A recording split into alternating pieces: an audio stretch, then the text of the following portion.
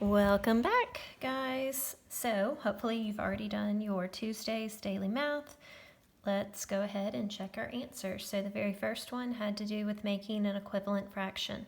It said solve and shade in to represent. You had the fraction 1/2. You should have shaded in 1/2 of your model.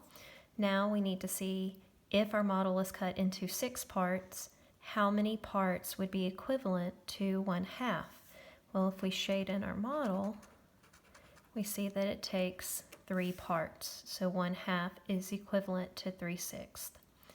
Number 2, we are adding fractions. This happens to be the main lesson this week. Always check the denominator. So we're dealing with the same size parts, so we don't have to worry about finding a common denominator here, which means we can just add our numerator. If we have 3/6 plus 5/6, we are going to get 8/6. I'm going to shade that in. So 1, 2, 3, 6, and now 5/6. So 1, 2, 3, 4, 5. Now, when we look at this, our model, we see that one whole was shaded in, and let's see if I can squeeze it in, 2/6. We can actually make that go even lower. Okay, remember we're always trying to get our fractions to the simplest form possible. So instead of saying that we have 1 and 2/6, we can actually say that 1 and 2/6 is equal to 1 and 1/3. If you look at it in thirds like this, okay, and we see that 2/6 is the same as 1/3.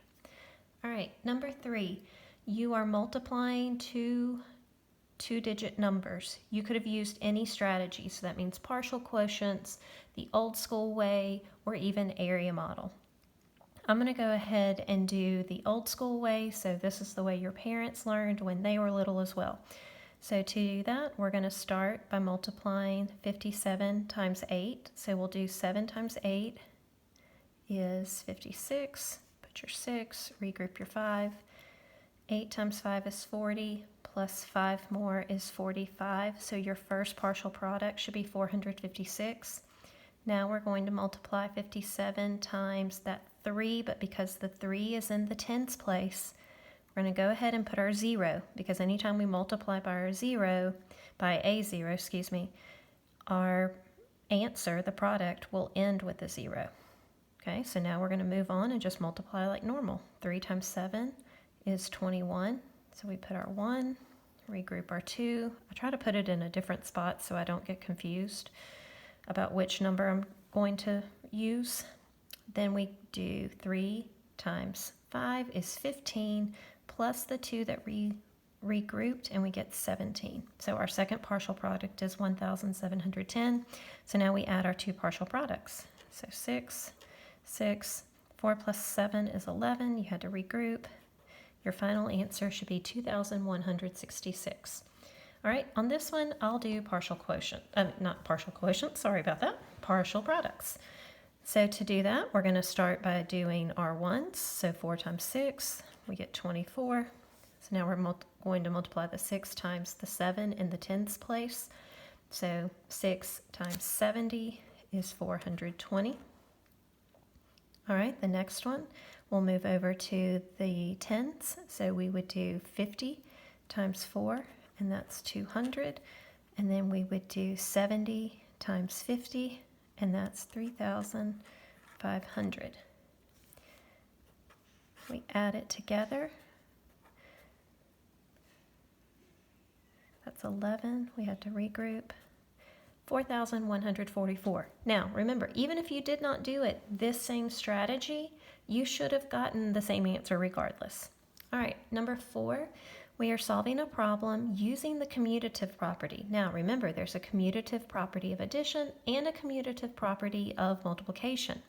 The commutative property of multiplication says you can multiply your factors in any order and still get the same product, which means that 4 times 3 is the same thing as 3 times 4, because 4 times 3 is 12, and 3 times 4 is 12. Last one, word problem of the day. A restaurant sold 8 times as many salads as they sold steaks. If they sold 3 steaks, how many salads did they sell? All right, so I'm going to actually draw a bar diagram to represent this. So I'm going to represent how many steaks they sold, which they told me they sold 3 steaks. Again, you did not have to represent this with the bar diagram, but it is a good way to illustrate what's going on in the problem. Now, what did they tell us about the salads? They told us that they sold 8 times as many salads as steaks. So that means I need 8 times as many. So I'm going to divide my bar into 8 groups. So 1, 2, 3, 4, 5, 6, 7, 8. In each one, we're going to put a 3.